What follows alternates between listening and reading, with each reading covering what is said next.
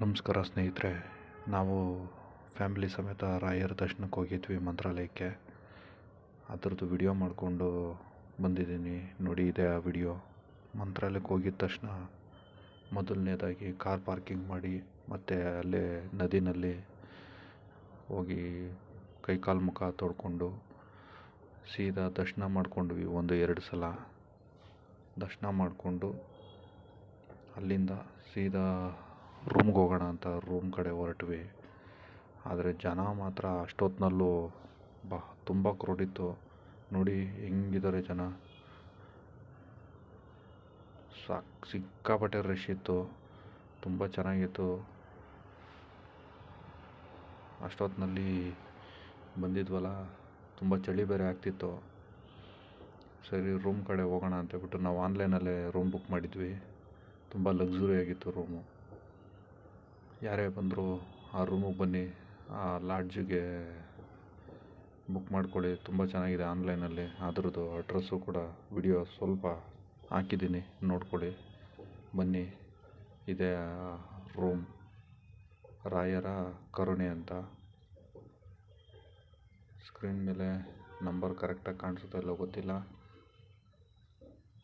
ನೀವು ಗೂಗಲಲ್ಲಿ ಸರ್ಚ್ ಮಾಡಿದ್ರೆ ಬರುತ್ತೆ ನೋಡಿ. ಇದೆ ಅದು. ತುಂಬ ಚೆನ್ನಾಗಿದೆ,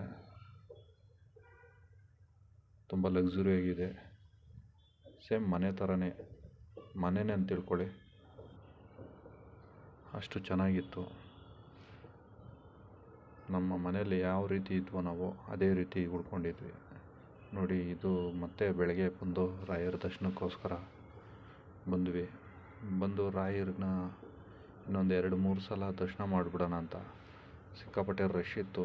ಆದರೂ ಏನೋ ನಾವು ಅನ್ನದಾನಕ್ಕೆ ಟಿಕೆಟ್ ತೊಗೊಂಡಿದ್ವಿ. ನಾವು ಅನ್ನದಾನಕ್ಕೆ ಟಿಕೆಟ್ ತೊಗೊಂಡಿದ್ರು ನಮ್ಗೆ ಫ್ರೀ ದರ್ಶನ ತುಂಬ ಚೆನ್ನಾಗಾಯಿತು. ಸಖತ್ತಾಗಿತ್ತು.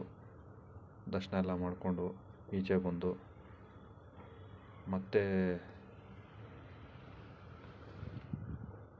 ಆವತ್ತಿನ ಸಂಜೆವರೆಗೂ ಅಲ್ಲೇ ಉಳ್ಕೊಂಡು ಅದು ಒಂದು ವಿಡಿಯೋ ಮಾಡ್ತಾಯಿದ್ದೀನಿ ನೋಡಿ. ಇದೆ ಆ ವಿಡಿಯೋ. ನಾವು ಅನುಭವ ಮರೆಯೋಕ್ಕಾಗಲ್ಲ. ಮಂತ್ರಾಲಯಕ್ಕೆ ಹೋಗ್ಬಿಟ್ಟು ಬಂದಿದ್ದು ತುಂಬ ಚೆನ್ನಾಗಿತ್ತು ಸ್ನೇಹಿತರೆ. ಒಮ್ಮೆ ಭೇಟಿ ಕೊಡಬೇಕು. ಈಗ ಹೋಗ್ಬಿಟ್ಟು ಬಂದಿದ್ವಿ, ಮತ್ತೆ ಹೋಗ್ಬೇಕು ಅನ್ನಿಸ್ತಿದೆ. ಅಷ್ಟು ನಾನಂತೂ ರಾಯರ ಭಕ್ತ. ನಂಗೆ ತುಂಬ ಪಂಚ ಪ್ರಾಣ ರಾಯರು ಅಂದರೆ. ನಾವೇನು ಅಂದ್ಕೊಂಡ್ರೂ ಅದಾಗುತ್ತೆ. ಎಲ್ಲರೂ ನಂಬಿ. ವಂದನೆಗಳು. ನಮಸ್ಕಾರ.